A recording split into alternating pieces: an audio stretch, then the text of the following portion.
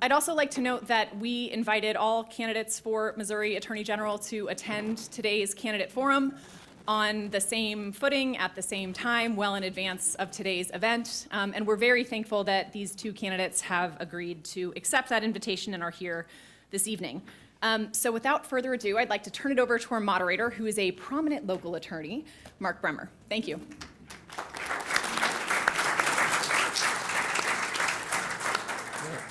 Thank you very much, Barbara, and for the kind words. I am honored to serve as moderator for these two gentlemen. I have gotten to know them a bit getting ready for this, and I admire and deeply respect both of them. And I think you're going to enjoy hearing what they have to say, and they're a font of articulateness and knowledge. Let's give an early round of applause for Will Scharf and Elad Gross. Oh, me too. Okay. I was clapping for you. So. Yeah. I would like to echo what Barbara said about civility. It is very important for what we do in this era of hyper-partisanship. We like to have debates that are truly characterized by civility. We think this is the best way to move forward, maybe find some common ground, and be a model for otherwise deeply felt contentiousness throughout our society. Will, you got any words of your own on that topic? On the subject of civility specifically? Yes. I just think it's great that there are forums like this that exist where we can come together and talk about the very real policy issues that are facing our state, and hopefully for all of you to come together to learn a little bit more about our race. Elad and I have done a few of these events now, and I like to think that we've been respectful and civil to each other throughout this process, and I'm deeply appreciative, obviously, to the Federalist Society for pulling this together, for Elad for being here, and for all of you for turning up on a night when I'm sure you had other things that you could be doing as well. So thanks a lot. Yeah. Elad. Yeah, Mark, and thank you so much for doing this too. Look, I mean, we're going to be talking about some important issues. We're going to probably have a few disagreements, but here's the big benefit of you all being out here and having the two of us. If there's something you disagree with, in a few seconds after, you're probably going to hear something you do agree with. So they'll be fine. But yeah, just so everybody have a good time. I think this is really important. These kind of discussions are really important. And having folks who are responsive to the people of Missouri should be what our government is all about. So thank you all for participating and being a big part of that civic process here in Missouri. Thank you all for coming to do that.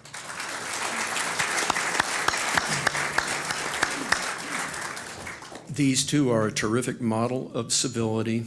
If you haven't seen it, they had a debate with the third candidate as well in Springfield, Missouri, about a month ago, and it was remarkable. It was a beautiful event, and both from the panelists and from the audience, it was a model for civility. That's what we'd like to try to duplicate here tonight. And we all, while we have no doubt whatsoever that there will be any problems in this regard, any attendee who does disrupt the conversation here tonight will be escorted off the premises. Right. And that is not going to occur, however, but I'm obliged to give that statement at the beginning. Having said all of this now, I'm going to now explain to you the previously agreed format for this forum. Each candidate will begin with 5 minutes for self-introduction, explain himself. I will not deign to introduce them and give their background or foreground. They're going to have to do it out of their own mouths, and they're going to do a very good job of it. Then that will be followed by 5 minutes per candidate for their so-called opening statement, where they will tell you what they plan to do as Attorney General of Missouri. As moderator thereafter, I will be asking some predetermined questions of the candidates. They will each get the same question. They will each get 90 seconds to answer. And if one of them specifically mentions the other in a substantive way, I may give 30 seconds additional for rebuttal by that candidate. And then after we go through the questions, and I think we'll have about a dozen of them or so or more, as you will see. Then they will each have 3 minutes for closing remarks. Will speak first for the introduction and opening statements. Elad will then go next he will go first for the closing remarks. And then I will alternate between the two of them in asking the questions. So we think this is a fair and equal way to do it. And then at the conclusion of the forum, I think we'll have some time left. We'll see, it could be a half hour, maybe 45, where you may stay here and mingle with the candidates, with each other, maybe mingle across the aisle and find some common ground. And we need to be out of here by 8 o'clock, though, but you're free to mingle Get before out. then. Make sure to get out. No liquor will be served, so we're not going to hold you around. That is the plan, and that is the format for this event. So now let's begin. I asked them each to take the podium for their 5-minute presentations. And Will, you have 5 minutes to introduce yourself, please. Thanks a lot, Mark. My name's Will Scharf. I'm a Republican candidate for Attorney General. I'd like to start off just by thanking the Federalist Society for pulling us together. The Federalist Society's mission is one that's been very important to me for a long time. I was president of my student chapter in law school. I think its fidelity to its core principles, as Barbara said, that the state exists to preserve freedom, that the separation of powers is central to our Constitution, and that it is emphatically the province and duty of the judiciary to say what the law is and not what the law should be, is admirable, is something that I think most Americans would agree with. And I think, as Mark alluded to, I think it's more important now probably as much as ever before in American history that there are real opportunities for people to come together and have civil debate over the very real issues that our state and our country faces in the coming years. So I've never run for office before. My background is not as a politician. I'm a constitutional attorney. Currently, most notably, I'm representing President Trump. We've litigated for him in cases in courtrooms across America, including all the way up to the U.S. Supreme Court, and we've won some pretty big wins for him. Before that, before I started running for office, I was a federal prosecutor. I was an assistant U.S. attorney here in the Eastern District of Missouri, appointed under President Trump. I was in the violent crime unit. I led over 100 federal felony cases targeting, we did gang interdiction work in North St. Louis. I prosecuted fentanyl dealers, armed robbers, carjackers, bank robbers. People are usually surprised to learn that folks still rob banks. But it was really rewarding, impactful work, and I'm proud to have done it. I've also worked as a conservative activist. During the Trump administration, I had the honor of working on judicial confirmations and nominations. I was on the teams that confirmed Brett Kavanaugh to the U.S. Supreme Court, Amy Coney Barrett to the Supreme Court. And what we saw with both of those fights, I think, was really instructive. And that is that when conservatives really dig in, when they don't shy away from tough political fights, when they're willing to double down and recommit to our core principles, that we can get really remarkable things done. And I think the transformation in the Supreme Court over the last half decade has been one of the greatest successes of the conservative movement in a long time. So my objective is bringing that sort of outsider perspective to government in Jefferson City. We're going to be talking a little bit more about the issues that we both believe, that all of us, I think, believe, face this state in the coming years. But really, more than anything else, I think it's time for a break with the past. I think the existing Jefferson City dynamic needs to be broken if this state is going to get ahead, and that's really what motivated me to run.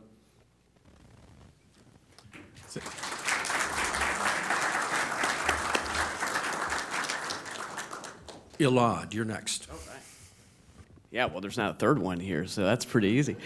Well, hi, everybody. My name's Elad Gross. I am running for Attorney General of Missouri to sue a whole bunch of scammers, including those in our government right now. Yes, absolutely.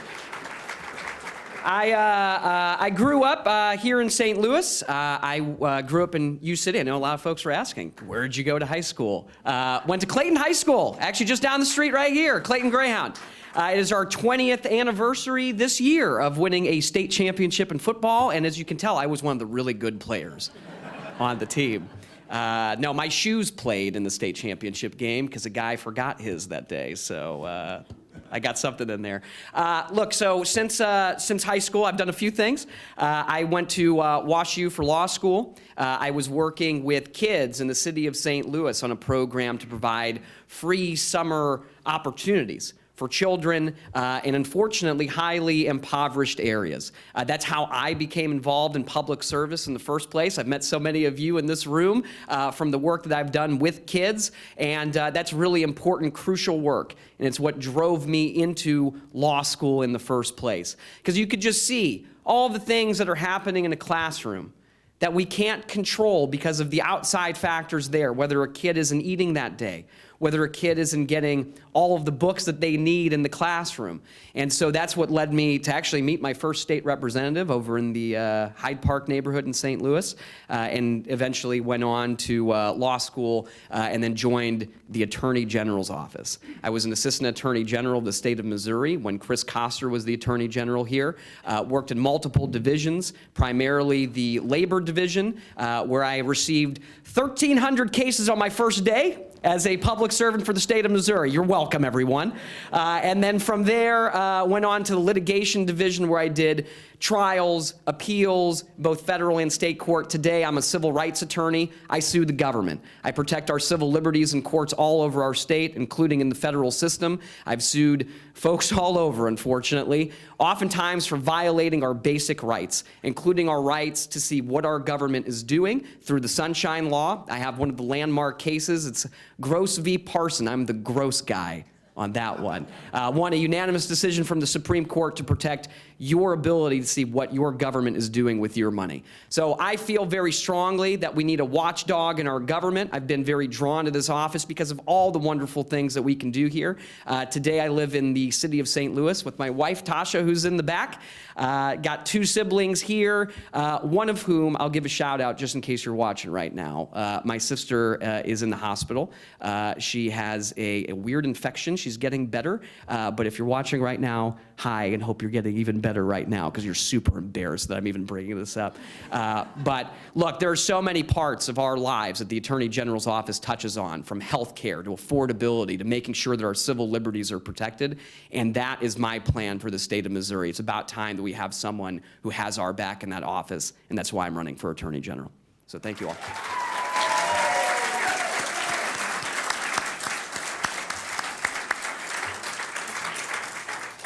Will, your opening statement. What will you do as AG? You know, I think Missouri faces real problems in the years ahead, as it's faced for many decades now. And I think the biggest problem that we face is a deeply broken and corrupted political culture in Jefferson City. Missouri is a deep red state. We voted for President Trump by 19 points in 2016. And yet the policy dynamic in this state doesn't look like other deep red states. We're not Texas, we're not Florida. We're even getting lapped by Tennessee and Arkansas now. Our streets are overrun with crime. Our schools are abjectly failing our young people. Less than 1 in 4 Missouri 8th graders are proficient in math and reading. And yet when you look at the State Board of Education, when you look at the education establishment in Jefferson City, their principal priorities seem to be things like pushing down new DEI and social emotional learning mandates that I think do nothing to actually educate our young people. I think when you look at Jefferson City today, you see a political culture that's deeply in hock to a very narrow set of special interests and lobbyists and political insiders. And that's why our state budget has doubled by, it's gone from $27 billion to $53 billion in the last 5 years. With no noticeable improvement in the lives of everyday Missourians, at least that I can discern. We've been all over the state. We've driven over 45,000 miles now, and I have yet to meet a single Missourian who has stood up and said, I think the folks in Jefferson City are doing a really great job. So what do I think we need from our Attorney General's office? I think we need an Attorney General's office that is deeply committed to rooting out the corruption and the insider deals in Jefferson City. I think we need an Attorney General's office that is focused first and primarily on defending the rights of every Missourian in courts, both here in the state and around the country, and not on lining the pockets of, again, this very narrow set of special interests and political insiders who are running this state even though their name has never appeared on a ballot before. So we started this campaign over a year and a half ago. We've been to every corner of the state. We haven't taken a single dollar from any Missouri lobbyist. And we think we're going to win because the people of Missouri are pissed off. The people of Missouri understand that what's going on in this state cannot continue if this state is going to have a brighter future than its recent past. I think that we can solve all the problems that ail this state, but it's going to require political outsiders who are willing to shake up the dynamic in Jefferson City. And until we start doing bold conservative things, we are going to keep getting more of the same. And I believe that more of the same is completely unacceptable. We need an attorney general's office that actually wins in court. We need an attorney general's office that isn't hemorrhaging personnel. They've had 50% attorney turnover in the last year and a half. We need an attorney general's office that's focused on the issues that actually matter to Missourians and not on the issues that matter to whatever particular special interest happens to be in a politician's ear on a given day. So that's what we're running to achieve. We're looking to bring power back to we the people here in the state and take power away from the folks who have been robbing the state blind for far too long.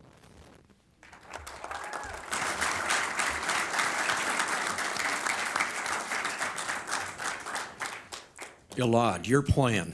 See, I told you we're going to agree on a lot of stuff today. Look, when I worked there, it's a great point. When I worked there, we had 200 attorneys working for you in that office. And I already told you how many cases I had when I started there. I can't imagine right now where some numbers are saying it's less than half of that now. And you wonder, you know, we are traveling a lot, and I'm traveling around the state quite a bit. And the number of folks who have called our Attorney General's office because they've been scammed, someone stole their money, something happened in their community. And they get nobody because there's no one there to even answer the phone. We need a major change in that office. We need someone who knows how to be the Attorney General of Missouri. We need someone who's going to make sure that when you have a problem in your community, that person has your back. That's what the Attorney General should be doing. So I've got a whole lot of plans, and I'll tell you about some of them right now before I run out of time. As Attorney General, I will get that Consumer Protection Division working for Missourians again. We are going to sue a whole bunch of scammers. We're taking them to court. These folks who are calling us on our phones incessantly, asking for your social security number, asking for your bank account information, trying to get you to go down the street to buy a bunch of gift cards so you can get out of a warrant for your arrest for something. These people need to be sued. And they know that nobody's enforcing the law here in Missouri. So of course they're coming here. We're going to end that in Missouri. We're going after these folks and we're going to make them pay. And that's part of what that office should be doing already. Absolutely. As Attorney General, I will get the Conservation Division brought back to that office. It was yes, it was. It was a division that existed there when Jay Nixon started it. Unfortunately, Josh Hawley got rid of it when he was Attorney General. But that is the division that is designed to protect our land, our air, and especially our water. And if you want to talk about, yes, if you want to talk about what the federal government has done to Missourians here, just look at what happened with the Manhattan Project. Look at what has happened in North County and Weldon Springs with folks who, there's cancer clusters now in Missouri because they left radioactive waste here and they knew they were doing it since 1949. 1949. Our Attorney General can sue Joe Biden for everything under the sun, but he can't figure out how to sue him to protect Missouri families when we need him the most, and we're going to change that too. It's ridiculous. As Attorney General, I will start this state's first concerted, coordinated effort to deal with violent crime and prevent it in our neighborhoods. I have had so many kids who have been impacted by violence all over our state. So many. And when you talk about prosecutions, those are so important because folks who do the wrong have to be held accountable, especially when you're taking somebody else's life. But we have to talk about preventing that from happening in the first place. Because by the time we're prosecuting someone, someone has died, a family has been broken. We need to reinvest in our communities, and we need an Attorney General who's going to coordinate law enforcement and community members to make sure that folks are diverted from making those bad decisions in the first place. We can get that done. Other places have. We can do that right here in Missouri, too, and the Attorney General's office should be involved in that. As Attorney General, I will start our state's first civil rights division in the history of our state. It's about time. And this isn't a Democrat or Republican issue. Oklahoma has one of these. We don't have one, probably because he'd have to sue himself at this point. We need to have real civil rights protections in our state, and I will make sure that we get that done. Look, there is so much. I agree with you. I clap for that. I'm a civil rights attorney, you know? But look, there is so much that office can do for us. So many things. And so, for so long, you look at our government, they want us to accept mediocrity. They've defunded so many of our systems. They're pitting us against each other so they can privatize and some billionaire can make even more money off of our backs. We're going to end that, and we need an attorney general who's going to get that done and always have our backs. And that's what I will do for you.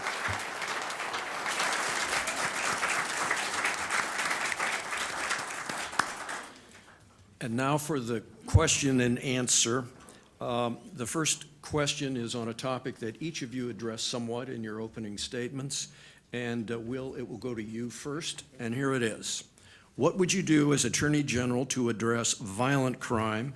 And in your answer, address how you would work with local prosecutors that have a lot of the responsibility to prosecute crimes. In this regard, what type of criminal activity do you think should be the highest priority for the Attorney General as Chief Law Enforcement Officer to investigate and prosecute?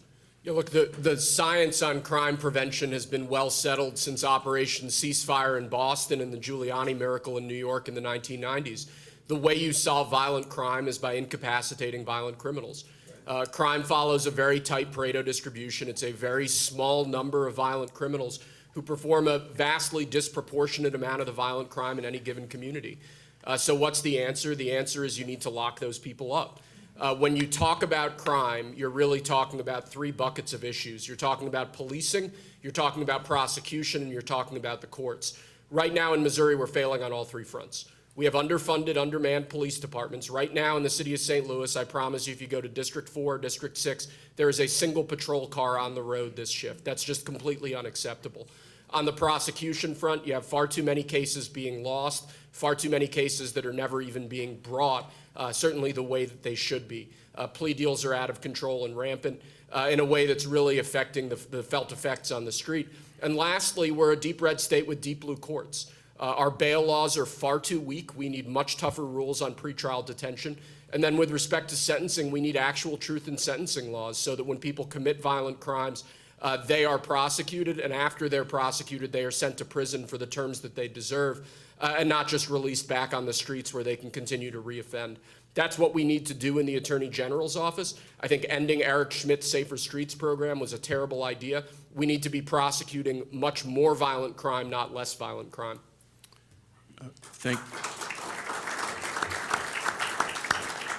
Elad, same question. Yeah, I mean, I talked about it a little bit. It's an issue that is very important here. I mean, I've had a kid who was shot and killed in his backyard the day before he was supposed to start first grade. And we can prosecute that guy, but that's not going to bring him back.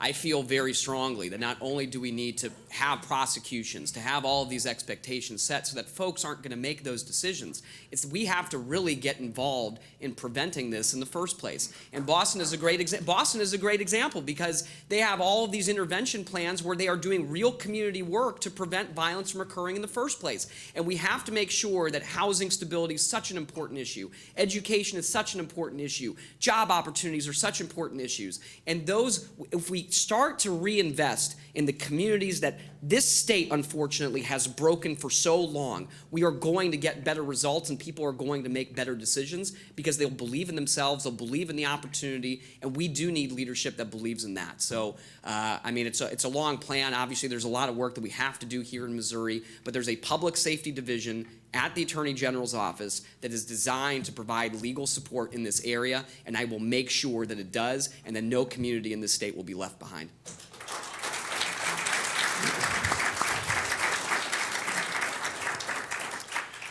Next question, it will go to Elad, you first.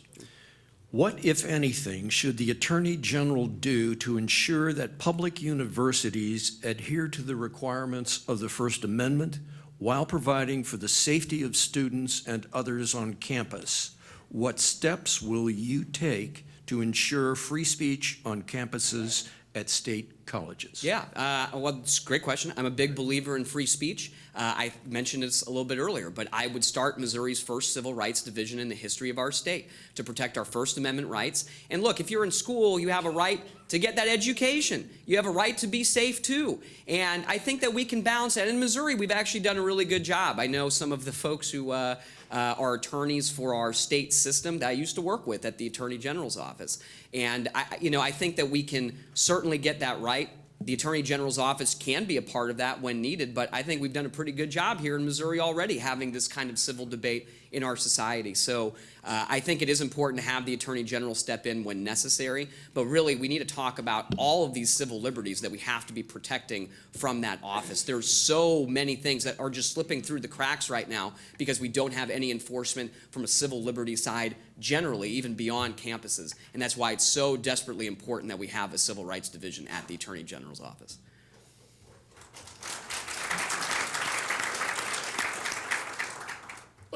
Peaceful protest absolutely needs to be protected. But what we're dealing with on college campuses across the country today, and certainly here in the state of Missouri, is radical leftists with a pro-terrorist agenda, making campuses completely uninhabitable for Jewish students and any other student who may disagree with them.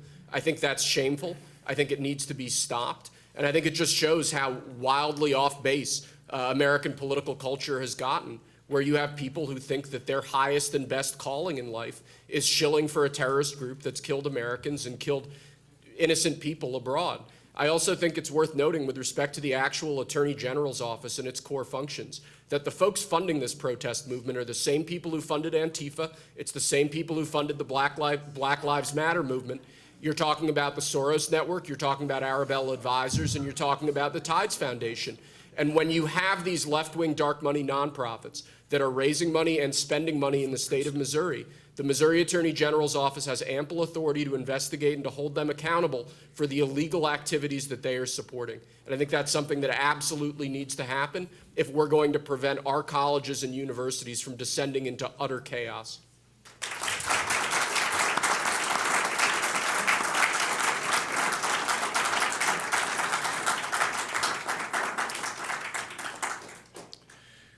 This next question I'm going to break down into three different parts. The general question is, how would you approach the enforcement of the state's abortion laws? And then I'm going to give three specific hypothetical, law students' hypothetical situations, and I will split them up into, that's the general question, and then I'll give you the three specific hypothetical situations. And on this one, we will start with Will. So again, how would you approach the enforcement of the state's abortion laws? The current Attorney General joined a lawsuit to challenge the safety of an abortion pill, mifepristone, that has been on the market for decades. The Supreme Court ruled 9-0 that there was no standing for such a lawsuit. If elected AG, would you continue such suit? So am I answering the general question or the specific question or both? Both. Okay, so I'm pro-life. I've always been pro-life. I've been involved in pro-life advocacy for a very, very long time. We need an Attorney General's office that's going to support pro-life policies, that's going to bring pro-life litigation. I think one of the biggest problems we have in that office right now is that they keep losing in court to Planned Parenthood.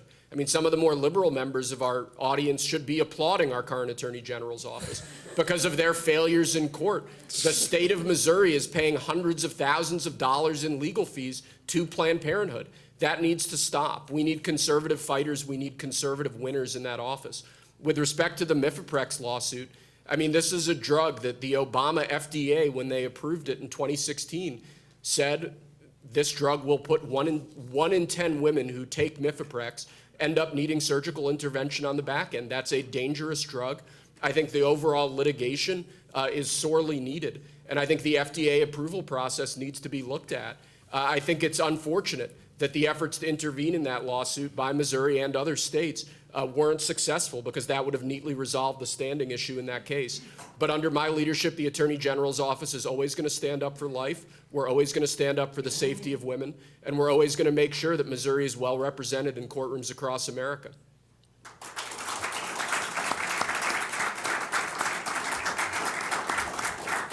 Elad, go ahead. I think we need to stop wasting our money on these stupid lawsuits. That's my view of that. Miffy is safer than Tylenol. We've known that for a long time. So unless you're going to ban that thing, I mean, we're not banning this either.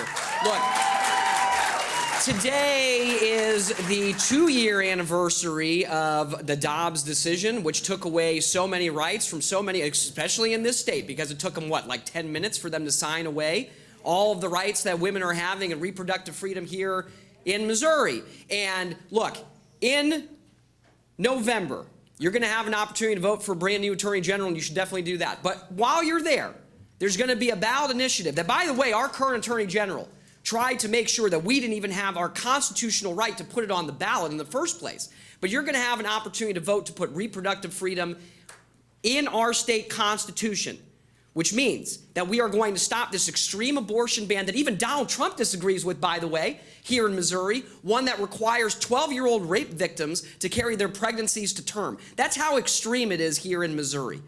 That's how extreme it is. And I've talked to plenty of Republicans who are pro-life too. And it's just, this is nuts. It is absolutely nuts. And so in November, you're going to have an opportunity not only to protect abortion rights here in Missouri and end this extreme abortion ban, protect our rights to IVF, protect our rights to birth control, because our legislature is out of control, and it's about time that we end it too. So as Attorney General, we pass that and put it in the state constitution. I will protect your right to reproductive freedom in the state of Missouri.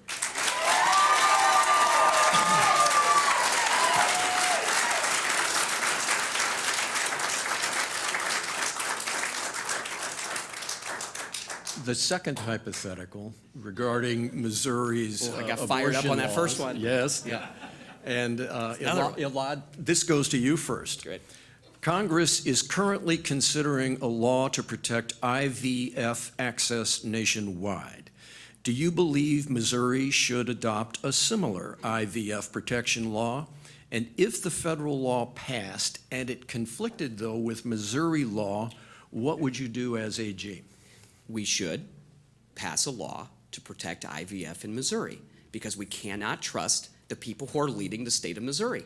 That's a big problem. It's a sad statement. I mean, I don't even want to clap for that either. But it's where we are right now. You know, folks are saying, and look, if you're ever in this situation, you definitely call a lawyer, because we will fight to make sure that you have that right. But there's questions right now about the language, to the point where we've got Republicans and Democrats in our state legislature talking about passing a law to protect IVF. That's how extreme we've gotten in Missouri.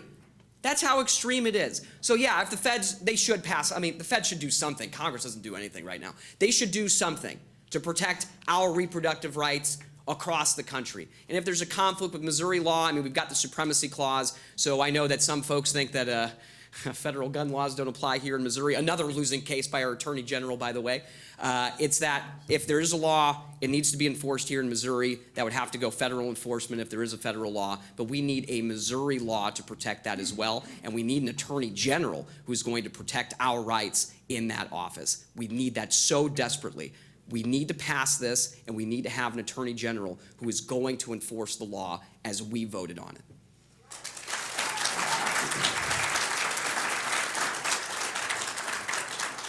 I think it's sheer alarmism. There's nothing about Missouri law that imperils IVF in any way. I'm pro-IVF. As I said, I'm also pro-life. I think it's very important that we maintain our state status as a life-respective state. And I don't think there's really anything going on either federally or here in the state that would threaten IVF as a procedure. I think the much more real risk to Missourians, to maternal health, is some of Planned Parenthood's practices. The reason that a lot of Planned Parenthood clinics have been closed historically, don't groan.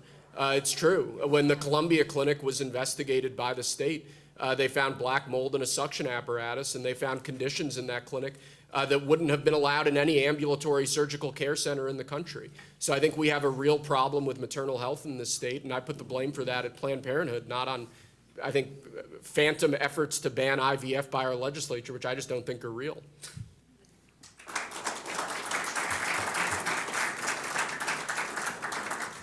The third hypothetical. Okay. On the Whoa, you're question getting of really good at abortion these, you know? rights. Yeah. Yes, yes. The text, and Will, this goes to you first. The Texas AG recently faced a lot of bad publicity for suing a woman seeking emergency medical care after she received a terminal diagnosis for her unborn baby. As AG, would you sue women or doctors for seeking or providing medical care to women who are suffering miscarriages? Well, first of all, I'd fight the hypothetical. Texas Attorney General Ken Paxton is a friend. He's endorsed us in this race. What was at issue in that Texas litigation was healthcare providers in the state of Texas who were flouting Texas law, who were violating Texas law. I think the law needs to be applied as written. That's a core tenet of the Federalist Society. And I think the law needs to be enforced. And what was going on in Texas was not an effort to persecute a woman. It was about holding healthcare providers who viewed themselves as above the law to the law. As Missouri Attorney General, I will enforce Missouri law, period, end of story.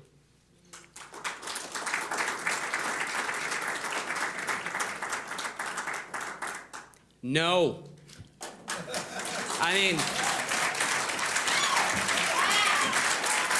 look, and this is a really good example of why this election is so important, because you can look at that law, and I've done a whole lot of research and talking and presenting on all this stuff, and it is a confusing law. It is not clear.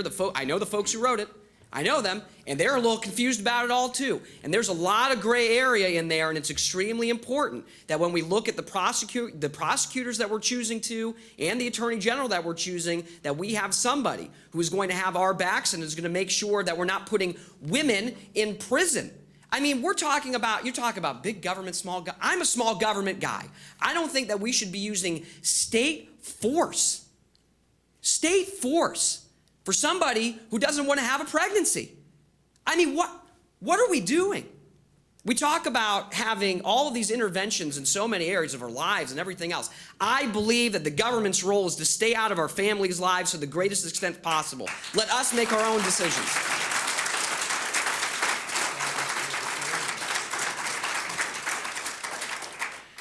It is fair to attack my hypotheticals. Oh, I didn't know that. I will continue. I was like, he's going over the line. I will continue doing so. Oh.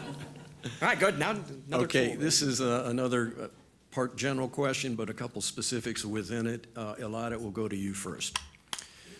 Please explain your view of the Attorney General's role to ensure election integrity, and in doing so, answer two questions. Who won the 2020 election?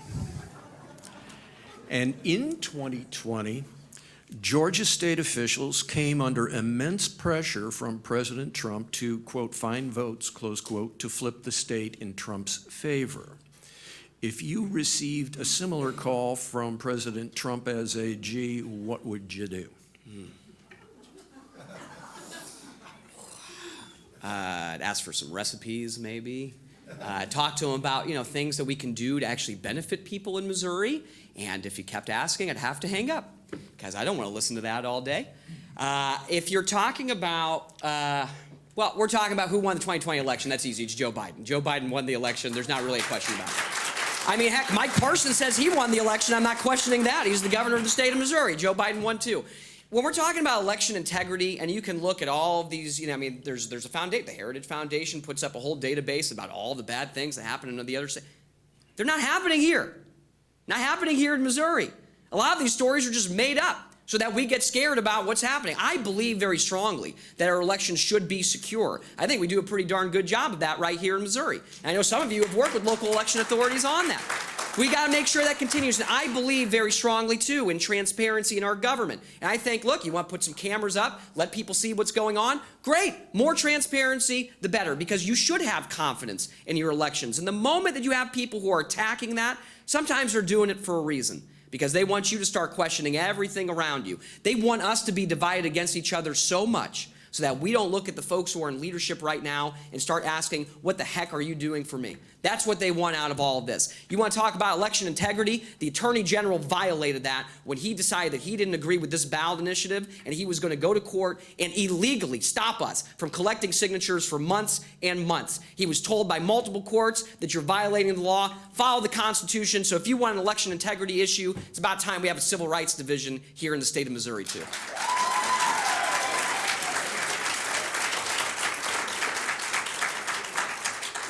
So I'll fight the hypothetical. What President Trump did consistently in conversations with congressional leaders and state leaders was to ask them to investigate election fraud, because the 2020 election was probably the most highly irregular election in American history.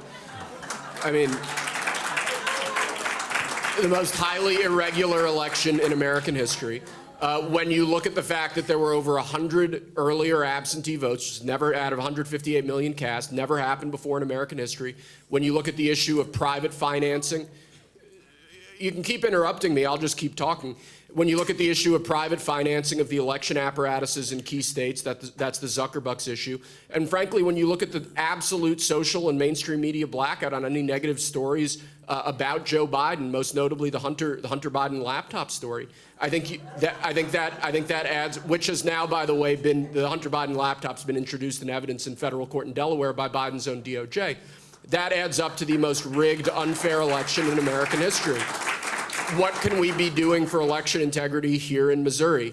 Elad's right. We're actually a lot better off than most other states because we don't have universal mail-in voting, which is the greatest avenue for election fraud in the country. We need to do things like voter roll maintenance. We need to make sure that illegal immigrants aren't voting in the state. I think there's a lot that our state can be doing, working with DHS, working with federal authorities to ensure that our voter rolls are cleaned up and that we don't have people who shouldn't be voting here. And I think that, as Elad said, election integrity is extraordinarily important. People need to have confidence in their elections, and we need to do everything we can to make sure that Missourians know that our election system is as safe as it can possibly be. See, look, at the end of that question, we ended up agreeing. Did you see that? I mean, not the whole way there, but, you know, still stuff. So just, you know, we're all here. I'm good with transparency. Yeah. I think we need more transparency in our elections. I'm with you, 100%. Common ground. See? Look, we did it. We did it. We did it. Next question. This one is for you first, Will. As Attorney General, what steps would you take to protect religious liberties? In this regard, what is your view of the separation of church and state, and in particular with regard to such issues as school vouchers? Yeah, well, look, separation of church and state is not in our Constitution. What our Constitution guarantees is free exercise of religion, and it protects us against the establishment of religion. Nowhere in the Constitution is this idea that's been embraced by the left that there has to be an absolute wall between religion and government. I don't think that's there. I don't think those are the values that we should be promoting as a state. With respect to school vouchers, the idea that public money can't flow to religious schools on an equal basis with non-religious schools, with non-denominational schools, that comes from James G. Blaine, who is one of the most vicious anti-religious bigots in American history. I am deeply grateful that the Supreme Court has finally rejected Blaine amendments, has finally rejected the idea that public funds can't flow to religious organizations on an equal basis to the way that they flow to secular organizations. I think we need more choice in our schools. I think we need more choice in education. I believe in an education system that's focused on the needs of parents and students and not school districts and administrators. And I think anything we can do to push our state closer to that as an ideal will ultimately redound to the benefit of Missouri's students who are currently being terribly failed by our educational system. So I absolutely believe that religious liberty needs to be protected as vigorously as possible. I think religious liberty is the first freedom guaranteed to us by our Constitution. Elad and I, this is another point of commonality, are both members of a religious minority. And I'm deeply grateful for the fact that America has always protected the religious rights of its citizens. And I think we need to make sure that we have a state government that's going to do that.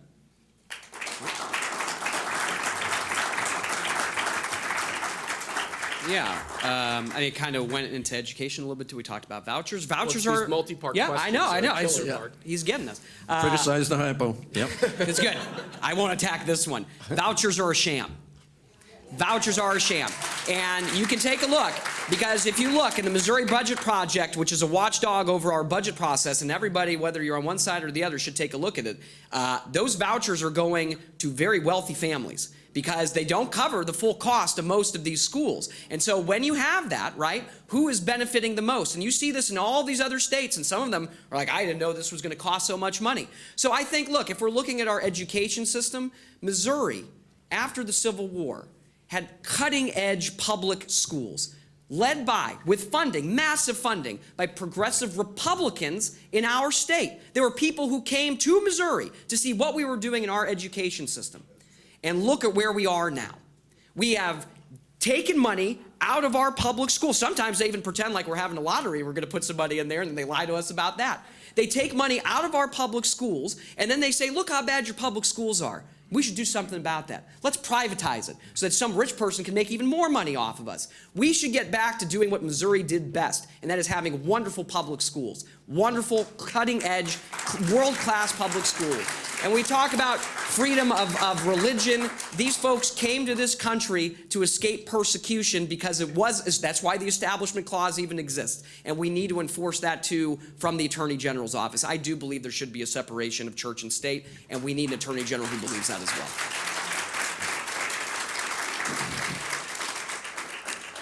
I'm going to ask 3 more questions on topics related to education. I think they're very important.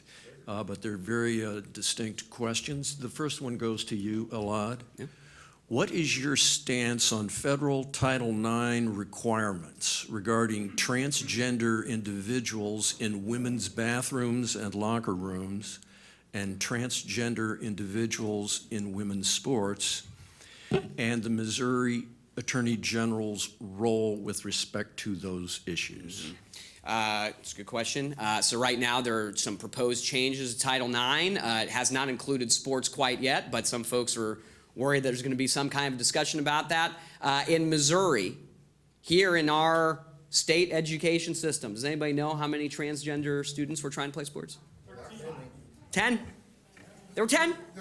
There needs to be local control over our schools, and I think that we are making really good local decisions when we let people do that. That's what we need. And this big government trying to tell all of our families how to raise your kids, what to do here, everything, we know better than you. I don't care what issue it is. I am not in favor of that. Again, I support a small government. I don't want all of these interventions in families. I don't want them telling us how to live our lives. And there are a lot of kids, there are wonderful kids all over. You should talk to some people and see what the needs actually are. And, if we just treat some people with common decency and understanding and compassion, instead of trying to come to places where these folks with all of this power want us to be hating each other over an issue that really isn't impacting a whole lot of folks. And why is that? We all should be asking that question, because they are getting away with murder. They are stealing the promise of our state at so many, and they don't want us to be paying attention. They want us at each other's throats. And we need someone in our government who's going to bring us together on issues that we agree about, and is going to move our state forward in that way. And that's what we need. That's what we need.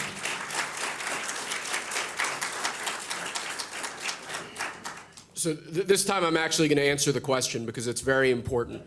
What the Biden administration is trying to do with Title IX is the same thing that the Biden administration is doing in numerous other areas of administrative law. What they cannot achieve through the political processes set out by our Constitution, through the way that our country has always been governed, they are attempting to achieve through administrative diktats and by administrative fiat. And that's wrong. That's unconstitutional. That's not the way the country is supposed to work, and it has to stop. If you believe everything Elad believes, go out and pass a law. Until then, don't twist and distort federal statutes in a way that they were never designed to operate just to achieve your radical policy agenda.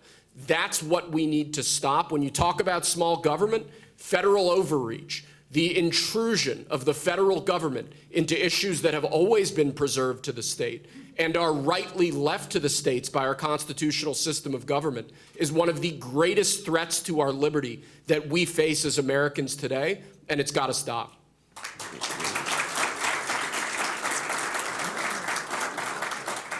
There was a lot of passion in both answers, and I sense some common ground there. Very good. I Yes. agree with that sentiment. I hope this isn't taken a disparagement. I've previously called Elad like he's got this weird libertarian communist thing going, and I'm always interested in where he comes down on Trying to issues. square the peg on that one. We're working on it. We got some time. Are these two guys good?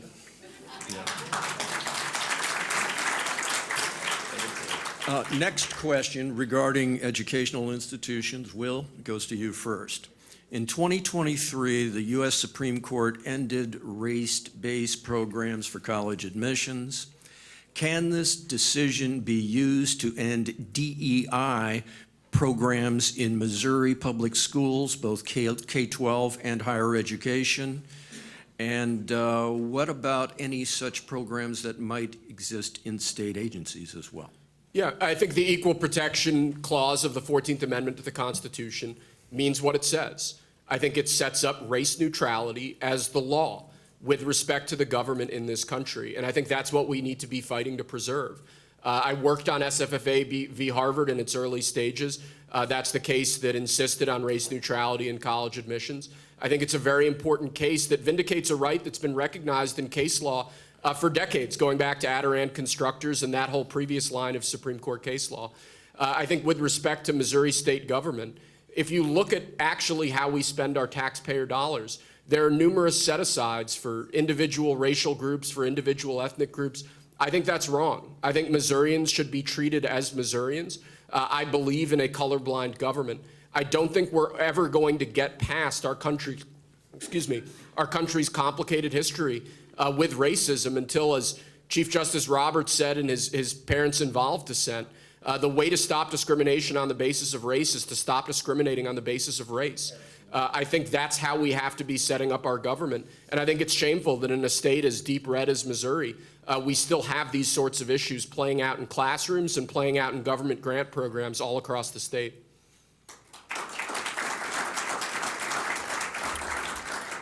I think with respect to that specific case and what the impact will be, it will have to be litigated. I don't think it answered that. And in fact, in some of, I mean, for example, the military academies were exempted from that decision, and that was a footnote in there. So I highly recommend that folks take a look at that. But, you know, we're talking about the reason that some of these programs exist in the first place.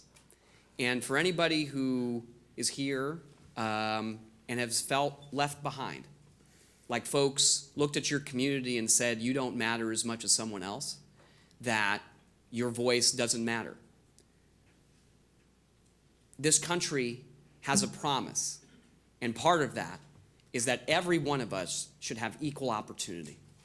And our country cannot work unless that basic promise is fulfilled. And whatever you want to call a program, whatever, thing you want to think about, I think that no matter what we do, and whatever government service that we have, and whatever program that we put together as the people of the state of Missouri, that we should always have in our mind, how do we make sure that every Missourian has the ability to access this opportunity too? And I think that that's where we should put our focus. Whatever that means, whatever that looks like, we need leaders in our government who believe that every Missourian matters and that every Missourian should have equal opportunity to the next one. That's my belief.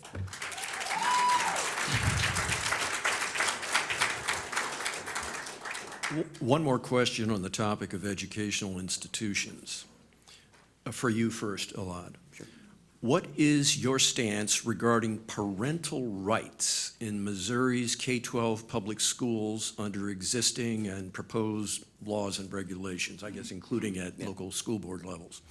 And then what is the attorney's role with respect to such parental rights? Yeah, no, great question.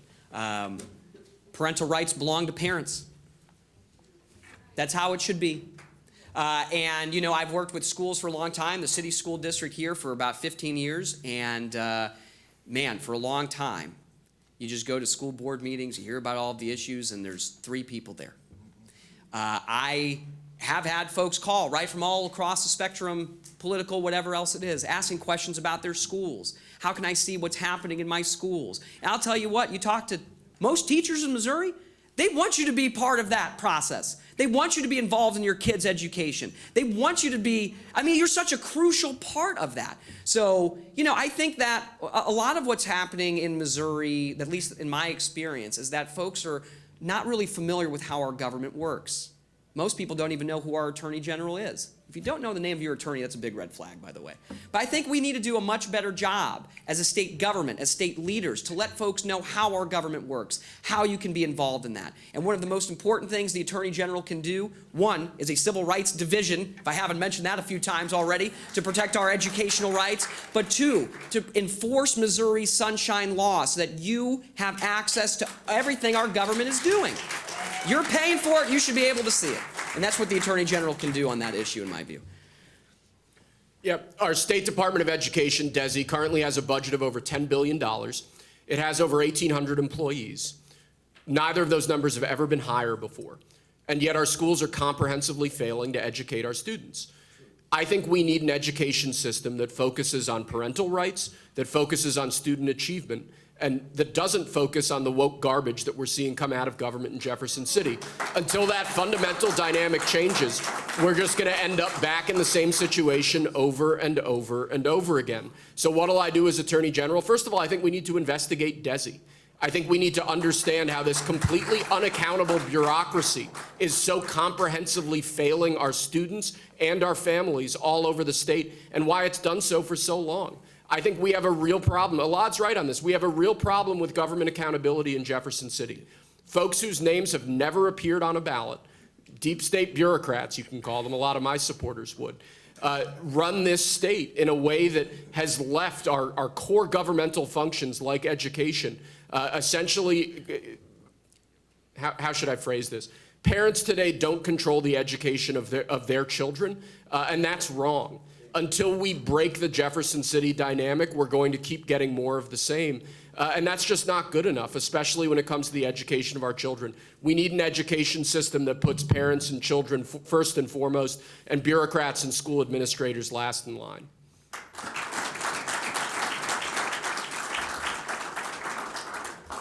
I promised 3 questions on education. I noticed the next one also arose in a school district context, but it involves other issues as well. This goes to you first, Will.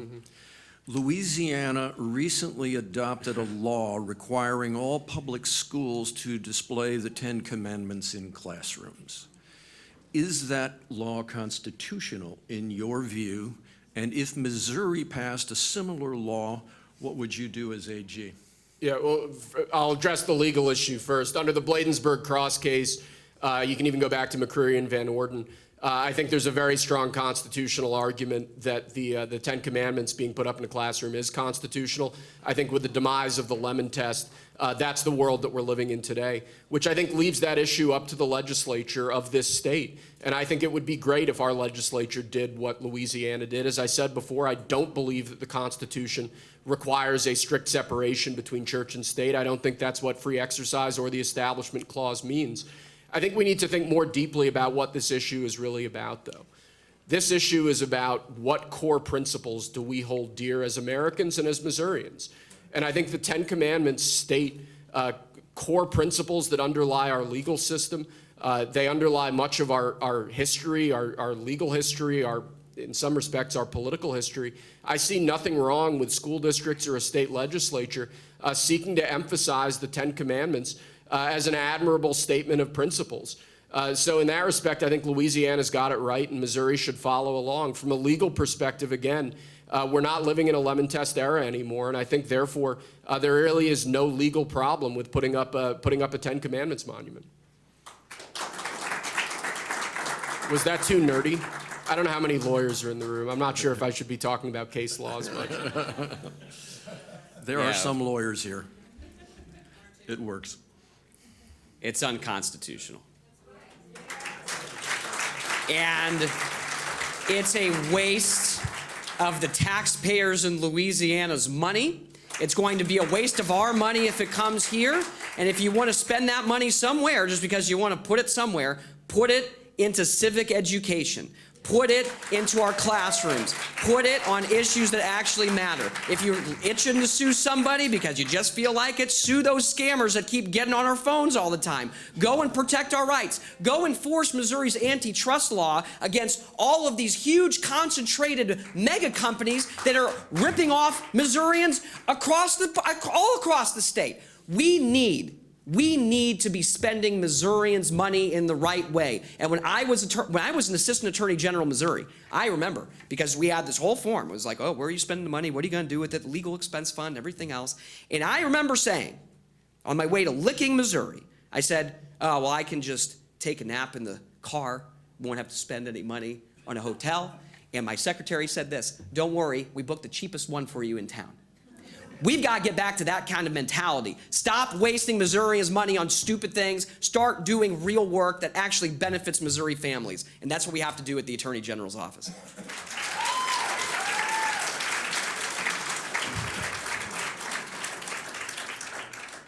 This one is to you first, Elad. If elected, would you as Attorney General continue to represent the 3 state senators sued for allegedly defaming a private citizen who was attending the Chiefs parade? In this regard, as many of us may know, the governor has come out against the representation and has ordered the Missouri Office of Administration not to pay out any settlements or judgments with taxpayer dollars. What's the answer, friends? No. I mean, come on. Talk about wasting taxpayer money. I mean, these guys got on their private Twitter accounts to defame this poor guy whose only crime was being at the Kansas City Chiefs parade and drinking a little bit. And there happened to be a shooting. And now this guy, all he wanted was an apology from these 3 people, and they wouldn't give it to him. Why the heck do we have to pay for that? We shouldn't. There's no reason that we should. You want to do that kind of stuff on your time, go get your own lawyer. Don't come to my office and ask for one. You ain't going to get one. You're not going to get one.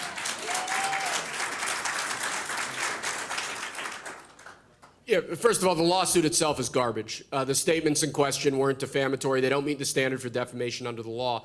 That having been said, I don't think the AG's office has any role here. And I think that the AG's office should not have intervened. The legal arguments that they've made for why they needed to intervene about protecting Missouri jurisdiction or something like that are absolute bunk. But it's really important to understand why this is going on. What we have seen from this Attorney General's office from the start is a highly focused press operation and an absolutely abjectly failing legal operation. Yeah. Every time there is an issue in the news, every time there's an opportunity for free press, the AG's office comes running in. That's not a way to run a legal office. We need to be winning in court, not winning TV appearances. And that's a fundamental problem that we need to address with the AG's office currently. Yeah.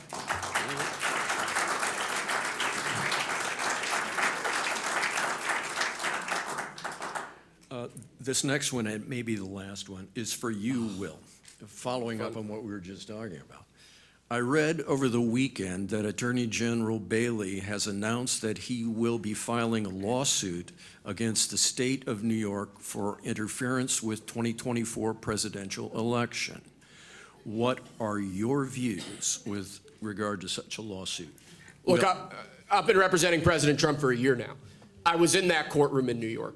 I have never seen a more unconstitutional, completely invalid criminal trial in my long career in the law. You're talking about Sixth Amendment violations, due process violations, enough evidentiary issues to literally fill law books. That New York trial is a disgrace, and that's why we're going to get it overturned on appeal. With respect to what AG Bailey is doing, I haven't seen his lawsuit yet. He ran out to the press. He made a whole bunch of statements. He did his TV tour. They haven't filed their complaint yet. So I'm looking forward to reading it. I'm looking forward to seeing what legal arguments they're going to make, because I think it's very important now more than ever that good Republicans all over this country stand together and defend President Trump. I think it's absolutely essential that we fight back against this Biden administration orchestrated campaign of lawfare that threatens to fundamentally undermine our system of elections. We've never seen this before in American history. Our elections are supposed to be contested at the ballot box, not in the courtrooms. And I think ensuring that that fundamental principle holds is absolutely essential if we're going to have a country in a couple years.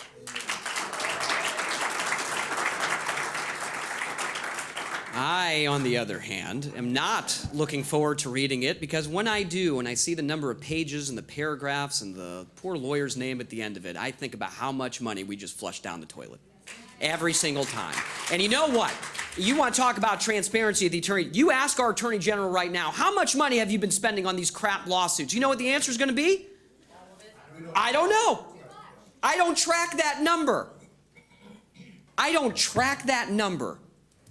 That has got to change at that office. Well, I mean, we have seen what somebody can do over there who does not have the best intentions and just wants to spend all of his time using our money to get on TV. We ought to know just about how much money he's spending on all of that. And I will make sure that happens at the Attorney General's office. We need serious accountability. And we would need serious accountability throughout our government. One division that we are lacking here in Missouri that I will make sure we get started there is a public corruption unit to make sure that our tax dollars goes exactly where it's supposed to. You should not live in a community where your roads are broken, but there's plenty of money for it. You should not live in a community where you've got these state senators and everybody else who just want to throw your money out by making the Attorney General pay for it. We need to have serious enforcement against corruption in the state of Missouri, and we will get that done when we win this election. We will get that done.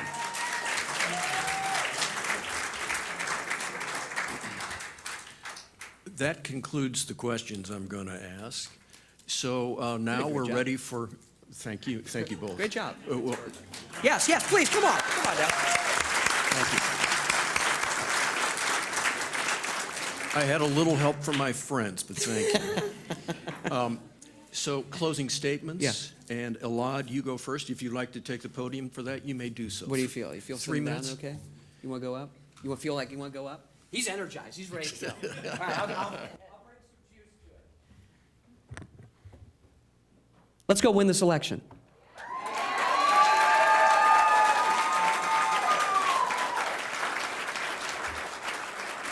There are so many reasons why our Attorney General needs to be fired in November. So many of them, and you heard a whole bunch right here. This guy has taken what was once a wonderful office, and he has done incredible damage to it.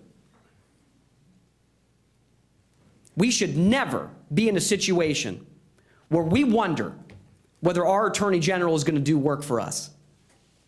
That should never have happened. And here we are. But we have an opportunity to change that. Folks all over the state. You know, we talk about it being a red state. I think it's red because people are pissed off. I think we're frustrated with the fact that our government isn't working for us, with all these bills that are being proposed in the legislature, and you read them and they're super complicated and you're wondering, what in the world is that one going to do?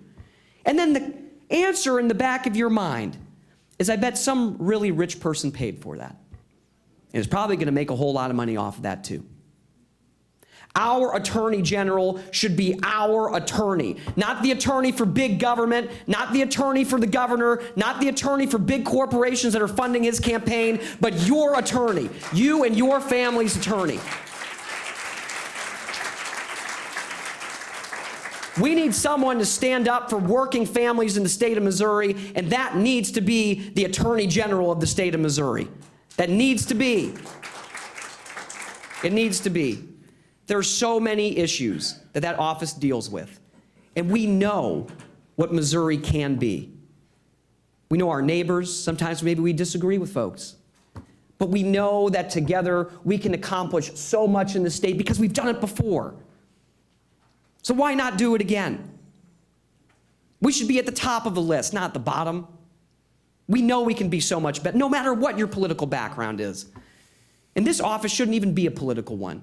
We should be hiring the best attorney for the job, who is going to be our watchdog and make sure that we are represented in our own government. In our own government.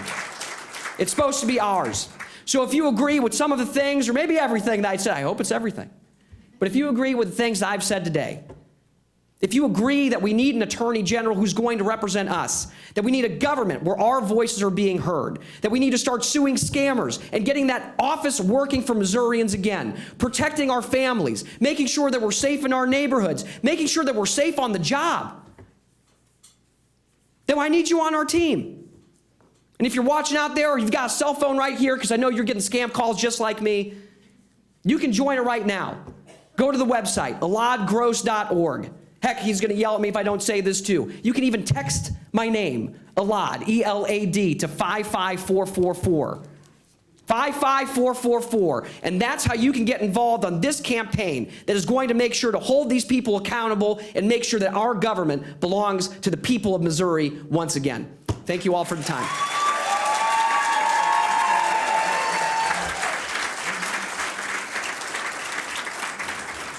Will, you can go a little bit over the time as well. Go ahead. Sorry, I got it. No problem. The funny thing is that Elad and I agree on the means, we just disagree on the end. Elad and I agree that Jefferson City is viciously corrupt, has been thoroughly corrupted by special interests and lobbyists and political insiders, and that the political class in this state has fundamentally failed the people of Missouri. When you look at this city, we're here in St. Louis. This city used to have more Fortune 500 headquarters than any city in the world not named New York. Our streets used to be pristine. Our schools used to be among the best in the country. What happened? The simple answer is that Jefferson City, under Democrat rule and Republican rule, has lost sight of the bigger picture. They're so concerned with squabbling over the scraps of your tax dollars and basically handing over huge portions of the government to whatever special interest comes calling, whatever lobbyist pays them the most money, that we, the people of Missouri, are left holding the bag time and time and time again. The only way we are going to change this dynamic, the only way that we are going to build a better Missouri for the future, is if we throw the bums out who are running that state and we bring new political outsiders into office who can lead this state in a fundamentally conservative direction that will actually drag us out from the doldrums that we're in today. If you want better schools, let's tear down the education establishment in Jefferson City. Let's investigate DESE.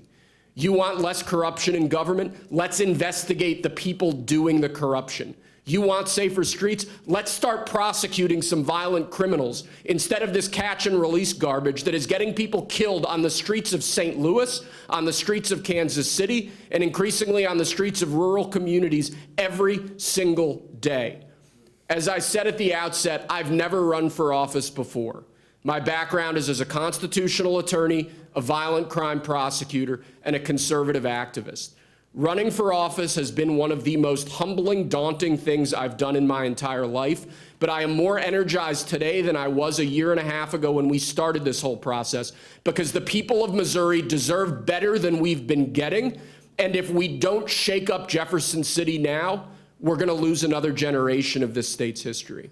My name's Will Scharf. I'd be honored to have your support.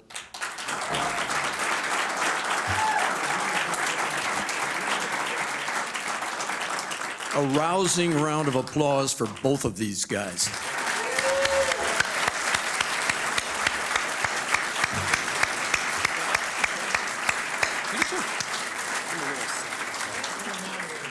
You have seen in action what Barbara has described the Federalist Society does, and if you find this kind of event interesting and helpful and maybe a breath of fresh air from some other things that are going on, just check the website. You might find something of interest to you.